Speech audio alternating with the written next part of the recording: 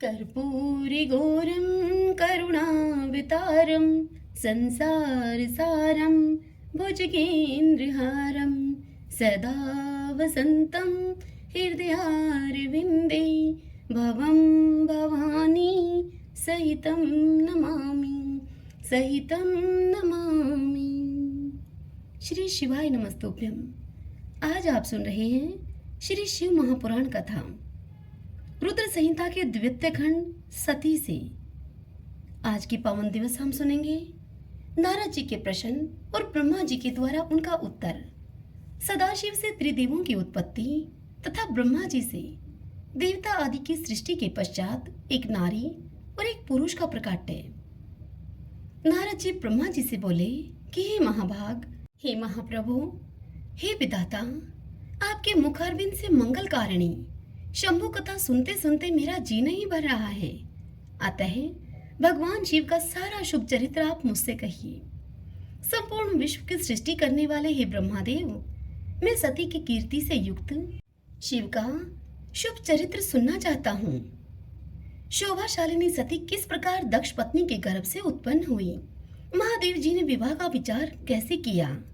पूर्व काल में दक्ष के प्रति रोष होने के कारण सती ने अपने शरीर का त्याग कैसे किया?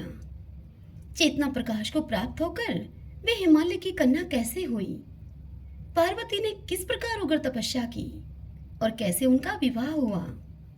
कामदेव का नाश करने वाले भगवान शंकर के आधे शरीर में वे किस प्रकार से स्थान पा सकी? हे महामते, इन सभी बातों को आप विस्तार पूर्वक मुझसे कहिए, क्योंकि आपके समान दूसरा कोई भी मेरे संशय का निवारण करने वाला नहीं है और नहीं होगा। यह सुनकर ब्रह्मा जी ने नारद से कहा कि हे मुने, देवी सती और भगवान शिव का शुभ यश परम पावन, दिव्य तथा गोपनीयों से भी अत्यंत गोपनीय है। तुम वह सब मुझसे सुनो। पूर्व काल में भगवान शिव निर्गुण, निर्विकल्प, निराकार, शक्ति रहित, चिन्मय तथा सत और असत से विलक्षण स्वरूप में प्रतिष्ठित थे। फिर वे ही प्रभु सगुण और शक्तिमान होकर विशेष रूप धारण करके स्थित हुए। उनके साथ भगवती उमा विराजमान थी। हे विप्रवर नारद, वे भगवान शिव दिव्य आकृति से सुशोभित हो रहे थे। उनके मन में कोई विकार नहीं था। वे अपने परात्पर स्वरूप में प्रतिष्ठित थे। हे मुनि श्रेष्ठ, उनके बाएं अंग से भगवान विष्णु, दाएं अंग से मैं ब्रह्मा और मध्य अंग अर्थात हृदय से रुद्रदेव प्रकट हुए। मैं ब्रह्मा सृष्टि करता हुआ भगवान विष्णु जगत का पालन करने लगे और स्वयं रुद्र ने संहार का कार्य संभाला। इस प्रकार भगवान सदाशिव स्वयं ही तीन रूप धारण करके स्थित हुए हैं। उन्हीं की आराधना करके मुझ लोक पितामह ब्रह्मा ने देवता, असुर और मनुष्य आदि संपूर्ण जीवों की सृष्टि की है। दक्ष आदि प्रजापतियों और देव शिरोमणियों की सृष्टि करके मैं बहुत प्रसन्न हुआ तथा अपने को सबसे अधिक ऊंचा मानने लगा। मैं, हे मुने, जब मरीचि, अत्रि, पुलह, पुलस्त्य, अंगिरा, क्रतु, वशिष्ठ, नारद, दक्ष और भृगु इन महान प्रभावशाली मानस पुत्रों को मैंने उत्पन्न किया, तब मेरे हृदय से अत्यंत मनोहर रूप वाली एक सुंदर नारी उत्पन्न हुई, जिसका नाम संध्या था। वह दिन में क्षीण हो जाती, परंतु सायंकाल में उसका रूप सौंदर्य खिल उठता था। वह मूर्तिमती साय संध्या ही थी और निरंतर किसी मंत्र का जप करती रहती थी। सुंदर बाहों वाली वह नारी सौंदर्य की चरम सीमा को पहुंची हुई थी और मुनियों के भी मन को मोह लेती थी वह। हे नारद, इसी तरह से मेरे मन से एक मनोहर पुरुष भी प्रकट हुआ, जो कि अत्यंत अद्भुत था। उसके शरीर का मध्य भाग कटी प्रदेश पतला था। दांतों की पंक्तियां बड़ी ही सुंदर थीं। उसके अंगों से मतवाले हाथी की सी गंध प्रकट होती थी। नेत्र पर फूल कमल के समान शोभा पाते थे। उसके अंगों में केसर लगा था, जिसकी सुगंध नासिका को तृप्त कर रही थी। उस पुरुष को देखकर दक्ष आदि मेरे सभी पुत्र अत्यंत उत्सुक हो उठे। उनके मन में विस्मय भर गया था। जगत की सृष्टि करने वाले मुझ जगदीश्वर ब्रह्मा की ओर देखकर उस पुरुष ने विनय से गर्दन झुकाकर और मुझे प्रणाम करके मुझसे कहा। वह पुरुष मुझसे बोला कि हे ब्राह्मण, मैं कौन सा कार्य करूंगा? मेरे योग्य जो काम हो वह आप मुझे बताइए, क्योंकि विधाता आज आप ही सबसे अधिक माननीय और योग्य पुरुष हैं, क्योंकि यह लोक आपसे ही शोभित हो रहा है। तब ब्रह्मा जी यानी कि मैंने उनसे कहा कि हे भद्र पुरुष, तुम अपने इसी स्वरूप से तथा फूल के बने हुए 5 बाणों से स्त्रियों और पुरुषों को मोहित करते हुए सृष्टि के सनातन कार्य को चलाओ। इस चराचर त्रिभुवन में ये देवता आदि कोई भी जीव तुम्हारा तिरस्कार करने में समर्थ नहीं होंगे। तुम छिपे रूप से प्राणियों के हृदय में प्रवेश करके सदा स्वयं उनके सुख का हेतु बनकर सृष्टि का सनातन कार्य चालू रखो। समस्त प्राणियों का जो मन है वह तुम्हारे पुष्पमय बाण का सदा अनायास ही अद्भुत लक्ष्य बन जाएगा और तुम निरंतर उन्हें मदमत किए रहोगे। यह मैंने तुम्हारा कर्म बताया है जो सृष्टि का प्रवर्तक होगा। और तुम्हारे ठीक ठीक नाम क्या होंगे, इस बात को ये मेरे पुत्र तुम्हें बताएंगे। हे सुरश्रेष्ठ, ऐसा कहकर अपने पुत्रों के मुख की ओर दृष्टिपात करके मैं क्षण भर के लिए अपने कमलमय आसन पर चुपचाप बैठ गया। हे मुनि नारद, तदंतर मेरे अभिप्राय को जानने वाले मरीचि आदि मेरे पुत्र सभी मुनियों ने उन पुरुष का उचित नाम रखा। दक्ष आदि प्रजापतियों ने उसका मुंह देखते ही परोक्ष के भी सारे वृत्तांत जानकर उसे रहने के लिए स्थान और पत्नी प्रदान की। मेरे पुत्र मरीचि आदि द्विजों ने उस पुरुष के नाम निश्चित करके उससे यह युक्तियुक्त बात कही। मेरे पुत्र बोले, तुम जन्म लेते ही हमारे मन को भी मतने लगे हो, इसीलिए लोक में मनमत नाम से तुम विख्यात होगे। हे मनोभाव, तीनों लोकों में तुम इच्छा अनुसार रूप धारण करने वाले हो। तुम्हारे समान सुंदर दूसरा कोई नहीं है। अतः काम रूप होने के कारण तुम काम के नाम से विख्यात होगे। लोगों को मदमत बना देने के कारण तुम्हारा एक नाम मदन होगा। तुम बड़े दर्प से उत्पन्न हुए हो, इसीलिए दर्पक कहलाओगे। और सदर्प होने के कारण ही जगत में कंदर्प नाम से भी तुम्हारी ख्याति होगी। समस्त देवताओं का बल पराक्रम भी तुम्हारे समान नहीं होगा, अतः सभी स्थानों पर तुम्हारा अधिकार होगा और तुम सर्वव्यापी होगे। जो आदि प्रजापति हैं, वे ही ये पुरुषों में श्रेष्ठ दक्ष तुम्हारी इच्छा के अनुरूप पत्नी स्वयं देंगे। वह तुम्हारी कामिनी, तुमसे अनुराग रखने वाली होगी। इस कथा को सुनाते हुए ब्रह्मा जी नारद जी से कहते हैं कि हे मुनि, तदंतर मैं वहां से अदृश्य हो गया। इसके बाद दक्ष मेरी बात का स्मरण करके कंदर्प से बोले, हे कामदेव, मेरे शरीर से उत्पन्न हुई यह कन्या सुंदर रूप और उत्तम गुणों से सुशोभित है। इसे तुम अपनी पत्नी बनाने के लिए ग्रहण करो। यह गुणों की दृष्टि से सर्वथा तुम्हारे योग्य है। महातेजस्वी हे मनोभाव, यह सदा तुम्हारे साथ रहने वाली तथा तुम्हारी रुचि के अनुसार चलने वाली होगी। धर्मतः यह सदा तुम्हारे अधीन रहेगी। ऐसा कहकर दक्ष ने अपने शरीर के पसीने से प्रकट हुई उस कन्या का नाम रति रखकर उसे अपने आगे बैठाया और कंदर्प को संकल्प पूर्वक वह कन्या सौंप दी। हे नारद, दक्ष की वह पुत्री रति बड़ी ही रमणीय और मुनियों के मन को भी मोह लेने वाली थी। उसके साथ विवाह करके कामदेव को भी बड़ी प्रसन्नता हुई। अपनी रति नामक सुंदर स्त्री को देखकर तथा उसके हाव भाव आदि से अनुरंजित होकर कामदेव उस पर मोहित हो गया। हे तात, उस समय बड़ा भारी उत्सव होने लगा जो सबके सुख को बढ़ाने वाला था। प्रजापति दक्ष इस बात को सोचकर बड़े ही प्रसन्न थे कि मेरी पुत्री इस विवाह से सुखी है। कामदेव को भी बड़ा भारी सुख मिला, उसके सारे दुख दूर हो गए। दक्ष कन्या रति भी कामदेव को पाकर बड़ी ही प्रसन्न हुई। जिस प्रकार संध्या काल में मनोहारिणी बिंदुमाला के साथ मेघ शोभा पाता है, ठीक उसी प्रकार रति के साथ प्रिय वचन बोलने वाला कामदेव भी बड़ी शोभा पा रहा था। इस प्रकार रति के प्रति भारी मोह से युक्त रतिपति कामदेव ने उसे उसी तरह से अपने हृदय के सिंहासन पर बिठाया जैसे कि योगी पुरुष योग विद्या को हृदय में धारण करता है। इसी प्रकार पूर्ण चंद्रमुखी रति भी उस श्रेष्ठ पति को पाकर उसी तरह से सुशोभित हुई जैसे कि श्री हरि को पाकर पूर्ण चंद्रन्ना लक्ष्मी जी शोभा पाती हैं। सूत जी कहते हैं कि हे मुनियों, ब्रह्मा जी का यह कथन सुनकर मुनि श्रेष्ठ नारद जी मन ही मन बड़े प्रसन्न हुए और भगवान शंकर का स्मरण करके हर्षपूर्वक उनको बोले, हे महाभाग, हे विष्णु शिष्य, हे महामते, हे विधाता, हे ब्रह्मा जी, आपने चंद्रमौली शिव की यह अद्भुत लीला कही है। अब मैं यह जानना चाहता हूँ कि विवाह के पश्चात जब कामदेव प्रसन्नता पूर्वक अपने स्थान को चले गए, दक्ष भी अपने घर को पधार गए तथा आप और आपके मानस पुत्र भी अपने अपने धाम को चले गए, तब पितरों को उत्पन्न करने वाली ब्रह्मा कुमारी संध्या कहाँ गई? उसने क्या किया और किस पुरुष के साथ उसका विवाह हुआ? संध्या का यह सब चरित्र विशेष रूप से मुझे आप बताइए। तब ब्रह्मा जी ने कहा कि हे मुनि नारद, संध्या का वह सारा शुभ चरित्र सुनो, जिसे सुनकर समस्त कामनियां सदा के लिए सती साध्वी हो सकती हैं। वह संध्या जो पहले मेरी मानस पुत्री थी, तपस्या करके शरीर को त्याग करके मुनि श्रेष्ठ मेधातिथि की बुद्धिमती पुत्री होकर अरुंधति के नाम से विख्यात हुई।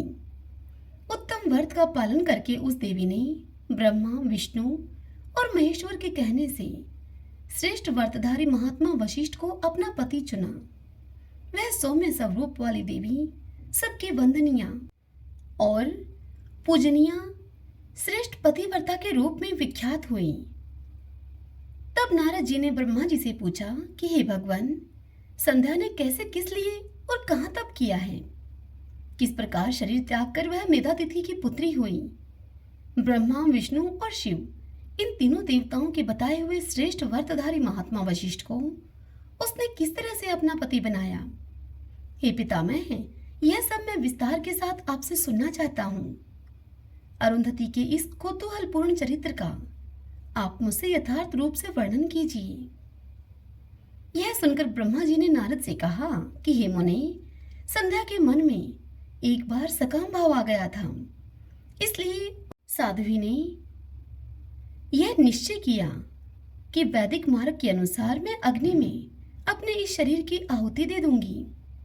आज से इस भूतल पर कोई भी देहधारी उत्पन्न होते ही काम भाव से युक्त न हो, इसके लिए मैं कठोर तपस्या करके मर्यादा स्थापित करूंगी। तरुणावस्था से पूर्व किसी पर भी काम का प्रभाव नहीं पड़ेगा, ऐसी सीमा मैं निर्धारित करूंगी। इसके बाद इस जीवन को मैं त्याग दूंगी। मन ही मन ऐसा विचार करके संध्या चंद्रभागा नामक उस श्रेष्ठ पर्वत पर चली गई, जहां से कि चंद्रभागा नदी का प्रादुर्भाव हुआ है। अपने मन में तपस्या का दृढ़ निश्चय लेकर संध्या को श्रेष्ठ पर्वत पर गई हुई जानकर मैंने अपने समीप बैठे हुए वेद वेदांगों के पारंगत विद्वान, सर्वज्ञ, जितात्मा एवं ज्ञान योगी पुत्र वशिष्ठ से कहा कि हे बेटा वशिष्ठ, मनस्विनी संध्या तपस्या की अभिलाषा से चंद्रभागा नामक पर्वत पर गई है। तुम जाओ और उसे विधि पूर्वक दीक्षा दो। हे तात, वह तपस्या के भाव को नहीं जानती है, इसीलिए जिस तरह तुम्हारे यथोचित उपदेश से उसे अभिष्ट लक्ष्य की प्राप्ति हो सके, तुम वैसा प्रयत्न करो। हे नारद, मैंने दया पूर्वक जब वशिष्ठ को इस प्रकार से आज्ञा दी, तब वो जो आज्ञा कहकर एक तेजस्वी ब्रह्मचारी के रूप में संध्या के पास गए। चंद्रभागा पर्वत पर एक देव सरोवर है, जो कि जल शयोचित गुणों से परिपूर्ण होकर मान सरोवर के समान शोभा पाता है। वशिष्ठ ने उस सरोवर को देखा और उसके तट पर बैठी हुई संध्या पर भी दृष्टिपात किया। कमलों से प्रकाशित होने वाला वह सरोवर तट के ऊपर बैठी हुई संध्या से उपलक्षित होकर उसी की तरह सुशोभित हो रहा था, जैसे प्रदोष काल में उदित हुए चंद्रमा और नक्षत्रों से युक्त आकाश शोभा पाता है। सुंदर भाव वाली संध्या को वहां बैठी हुई देखकर मुनि ने कौतूहल पूर्वक उस ब्रह्मलोहित नाम वाले सरोवर को अच्छी तरह से देखा। उसी प्रकार भूत पर्वत के शिखर से दक्षिण समुद्र की ओर जाती हुई चंद्रभागा नदी का भी उन्होंने दर्शन किया। जैसे गंगा हिमालय से निकलकर समुद्र की ओर जाती है, ठीक उसी प्रकार चंद्रभागा के पश्चिम शिखर का भेदन करके वह नदी समुद्र की ओर जा रही थी। उस चंद्रभाग पर्वत पर ब्रह्मलोहित सरोवर के किनारे पर बैठी हुई संध्या को देखकर वशिष्ठ जी ने संध्या से आदरपूर्वक पूछा। वशिष्ठ जी बोले, हे भद्रे, तुम इस निर्जन पर्वत पर किस लिए आई हो? किसकी पुत्री हो? और तुमने यहाँ क्या करने का विचार किया है? यह सब मैं सुनना चाहता हूँ। यदि छिपाने योग्य बात न हो तो मुझे बताओ। महात्मा वशिष्ठ की इस बात को सुनकर संध्या ने उन महात्मा की ओर देखा। वे महात्मा वशिष्ठ अपने तेज से प्रज्वलित अग्नि के समान प्रकाशित हो रहे थे। उन महात्मा को देखकर ऐसा जान पड़ता था मानो ब्रह्मचार्य देह धारण करके वहां पर आ गया हो। वे वशिष्ठ मुनि मस्तक पर जटाजूट धारण किए हुए बड़ी शोभा पा रहे थे। संध्या ने उन तपोधन को आदरपूर्वक प्रणाम करके उनसे कहा। संध्या बोली, हे ब्राह्मण, मैं ब्रह्मा जी की पुत्री हूँ।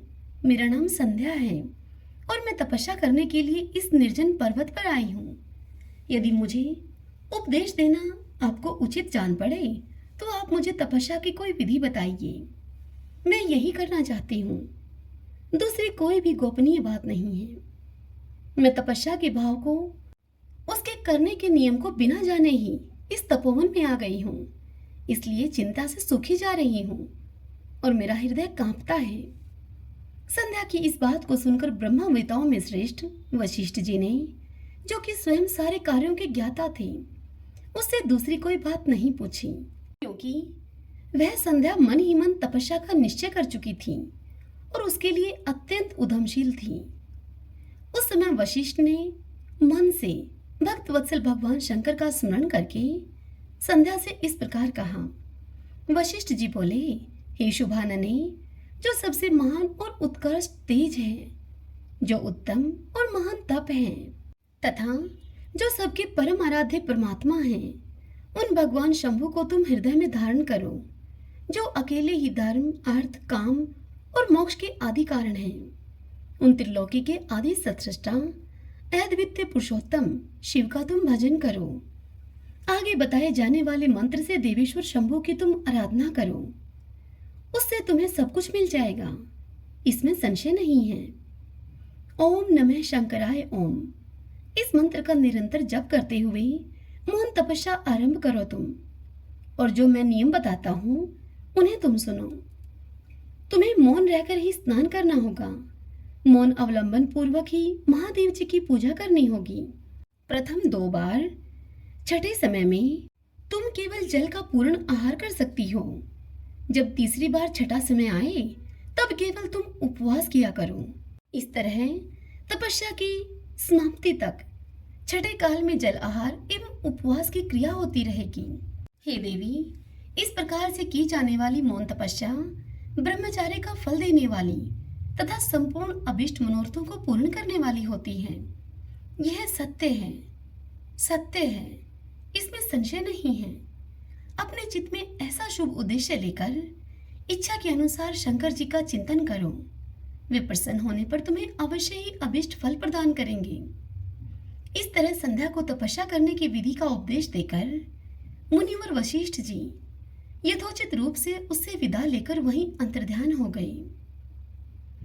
आगे इस कथा को सुनाते हुए ब्रह्मा जी नारद जी से कहते हैं, मेरे पुत्रों में श्रेष्ठ महाप्राग हे नारद, तपस्या के नियम का उपदेश देकर जब वशिष्ठ जी अपने घर को चले गए, तब तप के उस विधान को समझकर संध्या मन ही मन बहुत प्रसन्न हुई। फिर तो वह सह आनंद मन से तपस्विनी के योग्य वेश बनाकर ब्रह्म लोहित सरोवर के तट पर ही तपस्या करने लगी। वशिष्ठ जी ने तपस्या के लिए जिस मंत्र को साधन बताया था, उसी मंत्र से उत्तम भक्तिभाव के साथ वह भगवान शंकर की आराधना करने लगी। उसने भगवान शिव में अपने चित्त को लगा दिया और एकाग्र मन से वह बड़ी भारी तपस्या करने लगी। उस तपस्या में लगे हुए उसके 4 युग व्यतीत हो गए। तब भगवान शिव उसकी तपस्या से संतुष्ट होकर बड़े प्रसन्न हुए तथा बाहर भीतर और आकाश में अपने स्वरूप का दर्शन कराकर जिस रूप का वह चिंतन करती थी, उसी रूप में उसकी आंखों के सामने प्रकट हो गए। उसने मन से जिनका चिंतन किया था उन्हीं प्रभु शंकर को अपने सामने खड़ा हुआ देखकर वह अत्यंत आनंद में निमग्न हो गई। भगवान का मुखारविंद बड़ा प्रसन्न दिखाई देता था। उनके स्वरूप से शांति बरस रही थी। वह सहसा भयभीत होकर सोचने लगी कि मैं भगवान हर से क्या कहूं, किस तरह इनकी स्तुति करूं। इसी चिंता में पड़कर उसने अपने दोनों नेत्र बंद कर लिए। नेत्र बंद कर लेने पर भगवान शिव ने उसके हृदय में प्रवेश करके उसे दिव्य ज्ञान दिया, दिव्य वाणी और दिव्य दृष्टि उसे प्रदान की। जब उसे दिव्य ज्ञान, दिव्य दृष्टि और दिव्य वाणी प्राप्त हो गई, तब वह कठिनाइयों से ज्ञात होने वाले जगदीश्वर शिव को प्रत्यक्ष देखकर उनकी स्तुति करने लगी।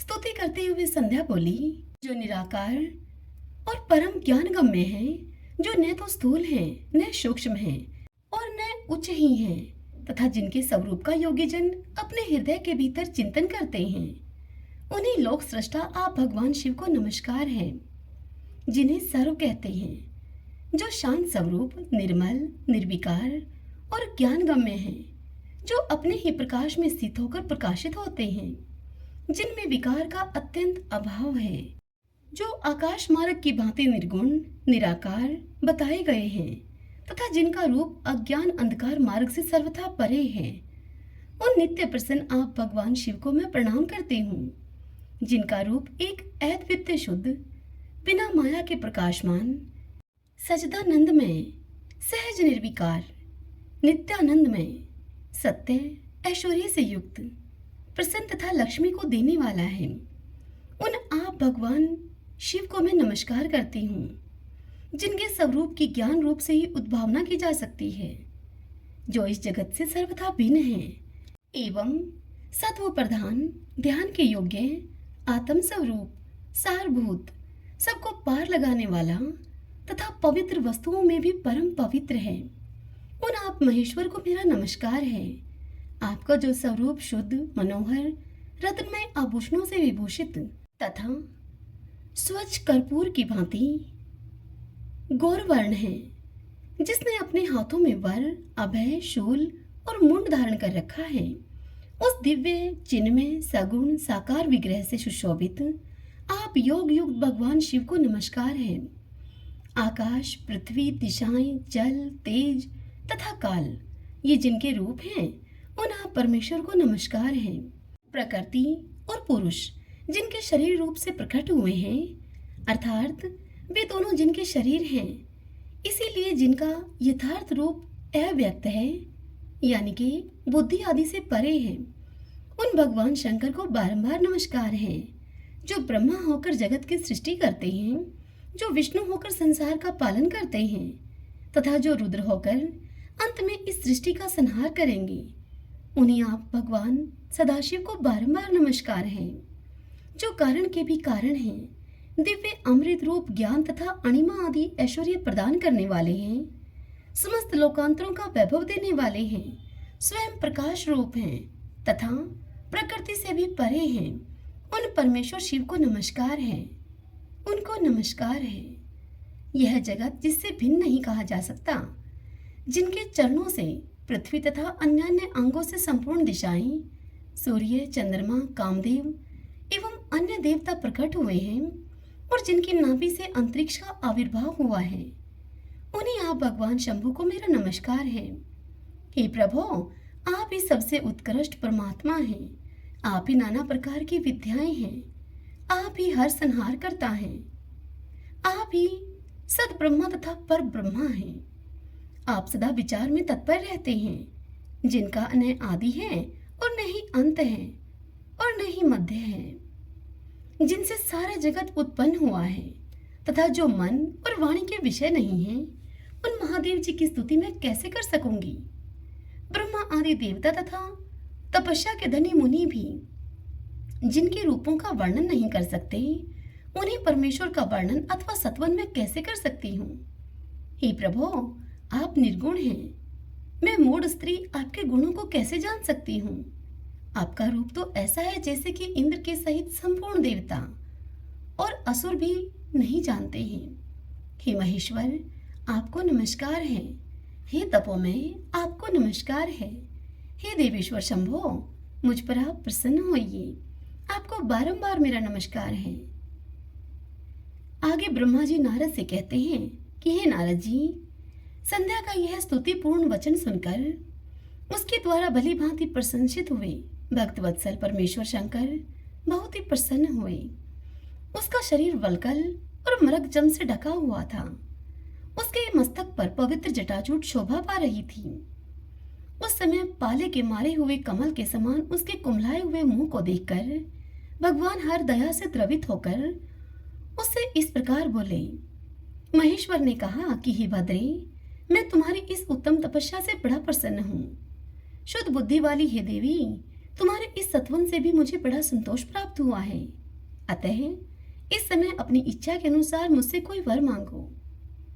जिस वर से तुम्हें प्रयोजन हो तथा जो तुम्हारे मन में हो उसे मैं अवश्य पूर्ण करूंगा। तुम्हारा कल्याण हो।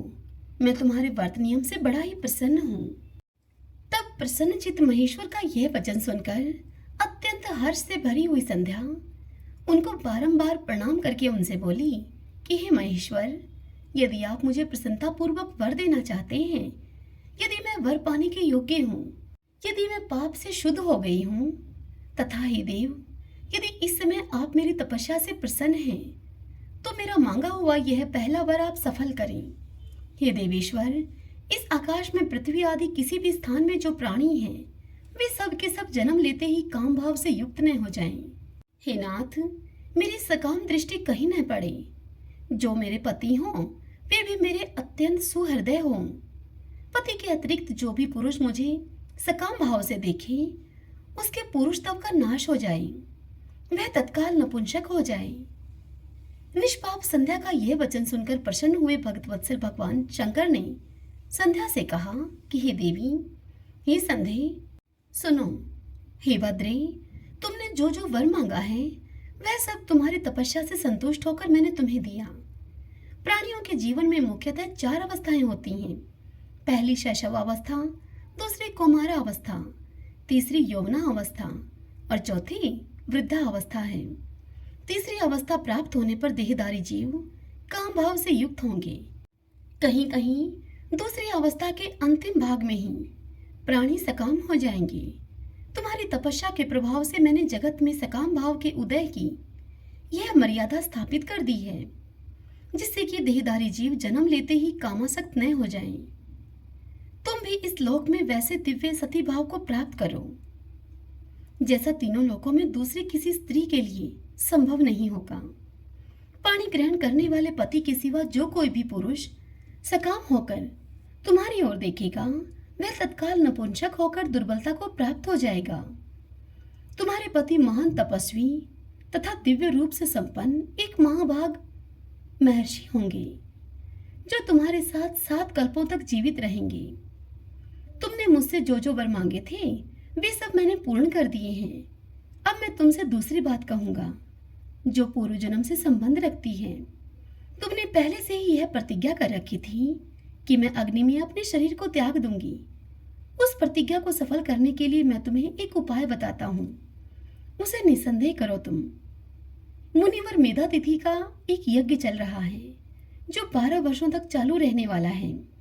उसमें अग्नि पूर्णतः प्रज्वलित है। तुम बिना विलंब किए उसी अग्नि में अपने शरीर का उत्सर्ग कर दो। इसी पर्वत की उपात्यका में चंद्रभागा नदी के तट पर तापसा आश्रम में मुनिवर मेधातिथि महायज्ञ का अनुष्ठान करते हैं। तुम स्वच्छता पूर्वक वहां पर जाओ। मुनि तुम्हें वहां देख नहीं सकेंगे। मेरी कृपा से तुम मुनि की अग्नि से प्रकट हुई पुत्री होगी। तुम्हारे मन में जिस किसी स्वामी को प्राप्त करने की इच्छा हो, उसे हृदय में धारण करके उसी का चिंतन करते हुए तुम अपने इस शरीर को उस यज्ञ की अग्नि में होम कर दो। हे संधे, जब तुम इस पर्वत पर 4 युगों तक के लिए कठोर तपस्या कर रही थी, उन्हीं दिनों उस चतुर्युगी का सतयुग बीत जाने पर त्रेता के प्रथम भाग में प्रजापति दक्ष के बहुत सी कन्याएं हुईं। उन्होंने अपनी उन सुशीला कन्याओं का यथायोग्य वरों के साथ विवाह कर दिया। उनमें से 27 कन्याओं का विवाह उन्होंने चंद्रमा के साथ किया। चंद्रमा अन्य सब पत्नियों को छोड़कर केवल रोहिणी से प्रेम करने लगे। इसके कारण क्रोध से भरे हुए दक्ष ने जब चंद्रमा को श्राप दे दिया तब समस्त देवता तुम्हारे पास आए, परंतु हे संदेह, तुम्हारा मन तो मुझ में लगा हुआ था, अतः तुमने ब्रह्मा जी के साथ आए हुए उन देवताओं पर दृष्टिपात ही नहीं किया। तब ब्रह्मा जी ने आकाश की ओर देखकर और चंद्रमा पुनः अपने स्वरूप को प्राप्त करें, इस उद्देश्य को मन में रखकर उन्हें श्राप से छुड़ाने के लिए एक नदी की सृष्टि की, जो कि चंद्रभागा नदी के नाम से विख्यात हुई।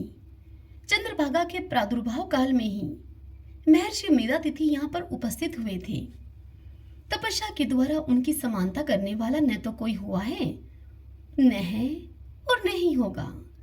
उन महर्षि ने महान विधि विधान के साथ दीर्घ काल तक चलने वाले ज्योतिषोम नामक यज्ञ का आरंभ किया है। उसमें अग्निदेव पूर्ण रूप से प्रज्वलित हो रहे हैं। उसी आग में तुम अपने शरीर को डाल दो और परम पवित्र हो जाओ। ऐसा करने से इस समय तुम्हारी वह प्रतिज्ञा पूर्ण हो जाएगी। इस प्रकार संध्या को उसके हित का उपदेश देकर देवेश्वर भगवान शिव वहीं पर अंतर्ध्यान हो गए। हरि ओम तत्सत। श्री शिवाय नमस्तुभ्यं। भगतजनों, आशा करती हूँ कि आपको आज की यह कथा पसंद आई होगी।